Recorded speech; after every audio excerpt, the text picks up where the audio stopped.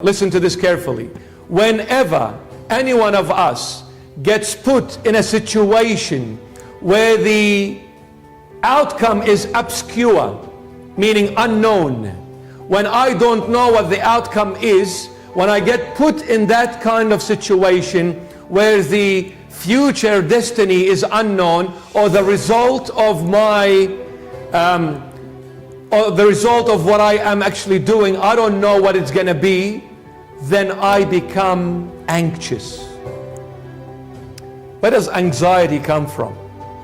You know, people struggle with anxiety and they go to doctors and they take medications and they see psychologists and sometimes psychiatrists, and I'm anxious and I'm sort of in a chaotic lifestyle. What's happening? I don't know. I'm lost. And whenever we become anxious within ourselves, then fear starts to surface up, and I become very scared and vulnerable and very weak. What's going to happen to me? Who's going to look after me? What is the future holding for me? If I do this, who can guarantee me that the outcome is going to be successful? And all these questions start to surface up, and then I become very anxious, and the level of anxiety goes high, and then all of a sudden I'm a very fearful human being, scared to death, don't know what to do. I'm scared.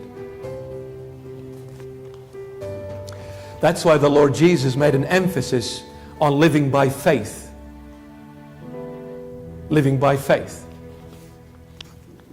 Don't live using your head all the time. It's not healthy. You have to believe. Because I'm a free human being. I sit. I don't know what's happening down the track. I start using my head. I start losing my head. Because it gets me nowhere. But just like the Israelites nation, going in circle for 40 years in the wilderness. And at the end, they did not make it to the promised land because they used their head. They did not trust in the Lord. So I'm gonna share with you tonight. I said it's going to be very simple. I'm going to share with you 3 true stories that happened to someone in very recent history, and how the Almighty Jesus of Nazareth dealt with each one in His own ways that is fitting for that particular person. We'll learn a lesson from it. Before I do that, Saint Augustine was a saint in the 4th century. In the 4th century, he writes the following, or he says the following. He says, God, you embrace my existence with your care, as if you have forgotten the entire creation. God, you embrace my existence with care, with divine care, as if you have forgotten the entire creation. What is he saying? What is Saint Augustine simply saying? He's saying the way you treat me, the way you spoil me, as if I'm the only one and there is no one else. God is the creator of the universe, the visible and the invisible things. God is the creator of the human race, and He is the creator of every other living creature on this planet and all the galaxies in the outer space. But when He comes to deal with one of us, He deals in a way as if I'm the only one that exists and nothing else. This is how much He loves me. This is how much He loves each single one of us. But because we are too busy with issues that are happening around us and in our lives, whether directly or indirectly affecting us, we use our energy and time and mind to try and come out with a solution for it, but all we are doing really is running after a mirage. You know what a mirage is? Like when you're in the desert on a hot day, when you look in the distance, you think there is water. And you're thirsty, obviously, you're in the wilderness and you've lost your direction. So you see it as if like it's a beautiful ocean in front of you. And you keep on running after it. And the further you go, the further it gets away from you. Because really it's void. So St. Augustine says, if we really focus, we will see that God cares so much about each one of us, but we lose track because we are busy with our own heads. Here we go.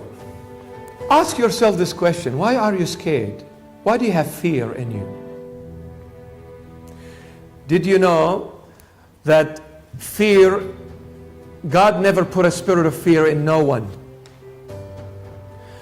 And if you read in the Bible, it says, I think it's John the Beloved says, he gives a list of people who will not make it to God's kingdom.